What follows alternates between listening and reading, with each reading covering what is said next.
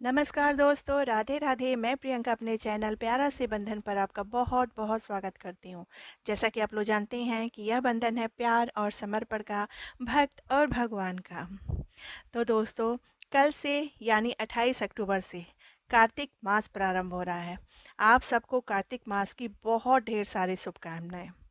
और यह वीडियो कार्तिक मास में दीप दान के महत्व और दीपदान करते समय किन बातों का ध्यान रखें, और अगर पीरियड्स हो जाए तो कार्तिक मास के संकल्प को कैसे पूरा करें, इन सभी बातों का इसमें चर्चा किया जाएगा। तो वीडियो को पूरा देखें और अगर आपको अच्छा लगे तो लाइक और सब्सक्राइब करें, कमेंट करें, शेयर करें। तो चलिए वीडियो को प्रारंभ करते हैं।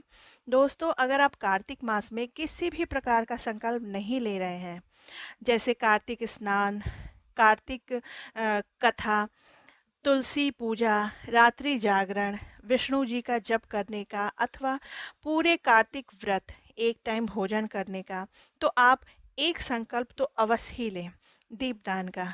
दोस्तों, कार्तिक मास में दीपदान का बहुत ही ज़्यादा महत्वपूर्ण होता है, बहुत ही महत्व होता है, बहुत ज़्यादा होता है। अग्नि पुराण में दीपदान को बहुत ही महत्वपूर्ण स्थान दिया गया है। दीपदान सभी चीज़ों से महत्वपूर्ण है, वह श्रेष्ठ होता है।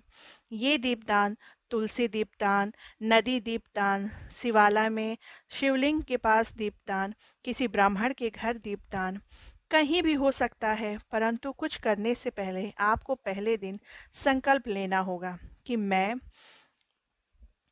यहाँ यहाँ यहाँ जगह पर दीपदान करूंगी।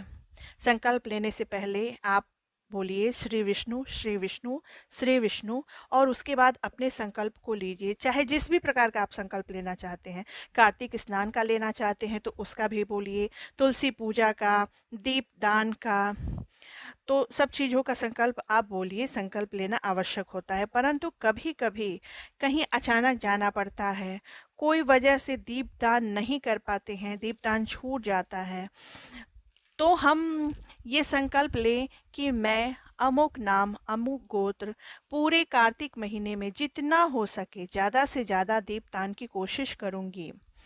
दीपदान बहुत ही महत्वपूर्ण है। दीपदान का बहुत ज़्यादा महत्व कार्तिक में इसलिए होता है क्योंकि कार्तिक अंधकार पूर्वक होता है, अंधकार से भरी हुई रातें होती हैं। इसलिए इसमें जितना हो सके आप दीपदान करेंगे, उतना ही आपको पुण्य की प्राप्ति होगी। और कहीं बाहर नहीं तो इतना अवश्य करें कि एक दिया तुलसी जी को एक मुख्य दरवाजे पर अवश्य जलाएं। नदी में संभव ना हो तो थाली में पानी लेकर कुछ बूंदे गंगा जल के डालकर उस पर दिए जला लें। दोस्तों, गंगा जल डालने से वह नदी ही माना जाएगा। उस पर दिए को रख दे। दिया जलाने से पहले उसके नीचे कहीं पर भी अगर आप दिया दिया जला रहे हैं, दीपदान कर रहे हैं, तो दिए को ऐसे ही नहीं रखा जाता है जमीन पर। चावल या कोई पाटा या प्लेट भी रख सकते हैं आप, क्योंकि धरती माता जो हम सबका बोझ उठाती है, परंतु वह जलते हुए दीपक का बोझ नहीं उठाती हैं। इसलिए जरूर ही दिए के नीचे कुछ न कुछ अवश्य रख दें। आप कुछ सावधानियां जो दीपदान करते समय देनी चाहिए, आइए उसके विषय पे बात करते हैं। ध्यान रहे, दीपदान घी या तेल का करें। घर पर कभी भी सरसों का तेल का दीपदान नहीं करते। घर के अंदर सरसों के तेल का दीपदान नहीं होता, ध्यान रहे। सर हमेशा ढका हुआ हो जब हम दीपदान कर रहे हैं। अगर पूरे महीने आप दीपदान ना करें तो रमा एकादशी से दिवाली तक अवश्य करें। ये 5 दिन दीप दान करने से पूरे महीने का फल की प्राप्ति होती है। दीप दान का बहुत महत्व है। ऐसा कहा जाता है कि जो स्त्री कार्तिक में दीप दान करती है, उसका ससुराल से लेके मायका तक का 7 पीढ़ियां तर जाती हैं। अग्नि पुराण में तो यहाँ तक कहा गया है कि कोई किसी का बुझा हुआ दीपक भी अगर जला दे तो उसे अश्वमेध यज्ञ के बराबर फल की प्राप्ति होती है। दीपदान का इतना महत्व है कि कहा जाता है कि एक बार एक ब्राह्मण जो मंदिर में रोज दिया जलाया करता था, एक दिन उसने मंदिर में दिया जलाया और मंदिर में घी को देकर एक चूहे को लालच आया और वो घी को खाने के लिए दिए की तरफ लपका। तब तक उसके मुंह में अग्नि पकड़ ली और अग्नि को बुझाने हेतु वह अपने पूंछ को आगे करके अग्नि बुझाने लगा। इसके कारण ये हुआ कि उसका पूंछ भी जल गया और पूरी तरह से जलकर भस्म हो गया। विष्णु जी जलने के बाद, मृत्यु के पश्चात, वह विष्णु जी के पास पहुंच गया। विष्णु जी उसे बैकुंठ में स्थान देते हैं और कहते हैं कि मुझे तो एक दीपक बहुत पसंद है कार्तिक में, तुमने तो अपने पूरे संपूर्ण शरीर को ही जलाकर मुझे समर्पित कर दिया। उसे मनुष्य योनि का जन्म बाद में मिला। अतः दीपदान अवश्य करें। तुलसी दीपदान, आकाश दीपदान, घर के मुख्य दरवाजे पर दीपदान, ये तो अवश्य ही करें। दोस्तों चलिए बात करते हैं पीरियड्स में।